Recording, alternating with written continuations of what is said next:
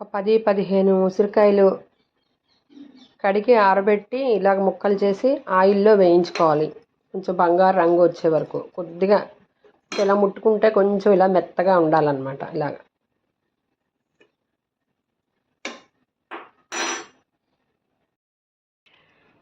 ఉసిరి మెంతావకాయకి కావాల్సిన పదార్థాలు: ఒక పెద్ద సైజు ఉసిరికాయలు ఒక 15, అవి కడిగి నీరు లేకుండా ఆరబెట్టి ముక్కలు చేసి నూనెలో వేయించుకోవాలి. ఇలాగ ముక్కలు చేసుకుని నూనె కొంచెం మెత్తపడే వరకు ముక్కలు వేయించుకోవాలి. ఈ మధ్యలో ఉన్న గింజతో సహా కూడా ఇలా మధ్య మధ్యలో ఇలాగా ఉంచేసుకున్నా ఏమీ అవ్వదు. అది పికిల్ ఊరిన తర్వాత మనం తినేటప్పుడు గింజ తీసేయచ్చు. చింతపండు, ఒక బత్తాయి పండు సైజు చింతపండు తీసుకుని దానికి నీళ్ళల్లో ఉడికించుకుని గింజ ఉట్టి లేకుండా నీళ్ళలో ఉడికించుకొని బాగు చేసి ఉంచుకోవాలి.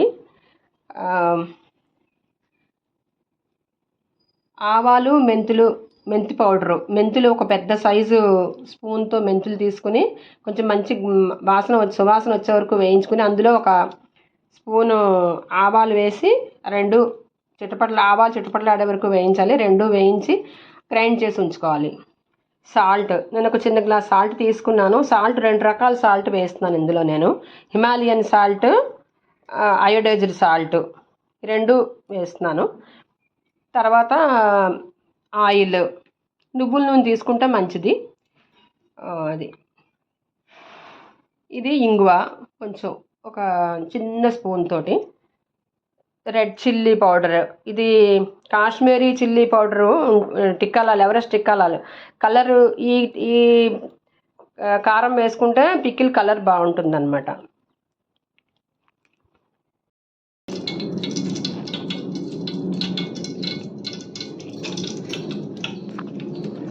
ఆయిల్ వేసి ఆయిల్ కొంచెం వేడెక్కిన తర్వాత ఎండుమిరపకాయలు, ఆవాలు,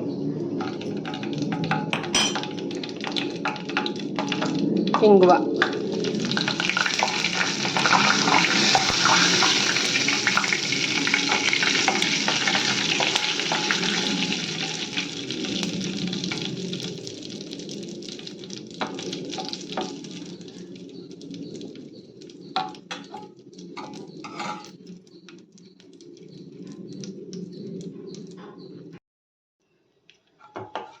కరివేపాకు కూడా వేసి వేయించాలి.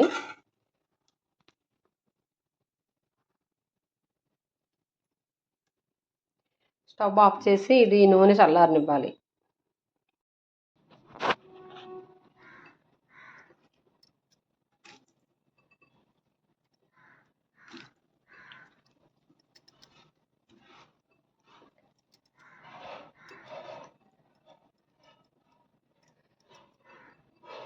నూనె వేయించుకున్నప్పుడు, ఉసిరికాయలు వేయించుకున్నప్పుడు మిగిలిన నూనె కూడా ఉసిరికాయలు వేయించుకునేటప్పుడు పసుపు వేయాలి కొంచెం.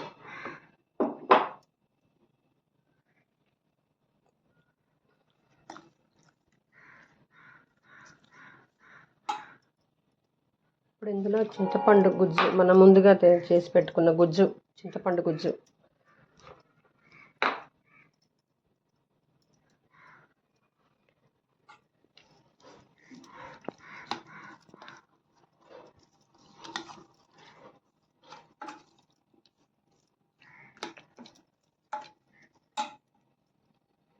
నూనె చల్లారిన తర్వాత ఇప్పుడు కొంచెం మనం కారము, ఉప్పు, ముందుగా చేసి పెట్టుకున్న మెంతి పొడి ఇవన్నీ వేసేసి కలిపేస్తే పచ్చడి తయారైపోతుంది.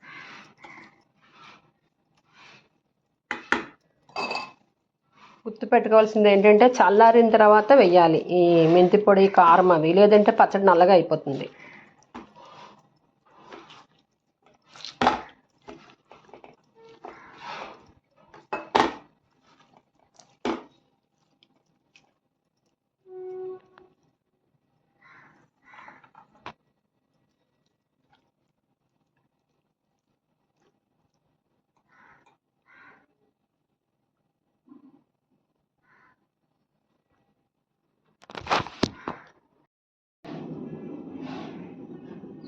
అంతేనండి. ఇలా తయారైన పచ్చడి ఒక గాజు సీసాలో పెట్టి ఫ్రిడ్జ్లో స్టోర్ చేసుకుంటే రంగు మారిపోకుండా ఉంటుంది. బయట ఉంచితే పచ్చడి నల్లగా అయిపోతుంది. ఉసిరి సహజంగా ఉండే గుణం వల్ల నలుపెక్కిపోతుంది పచ్చడి.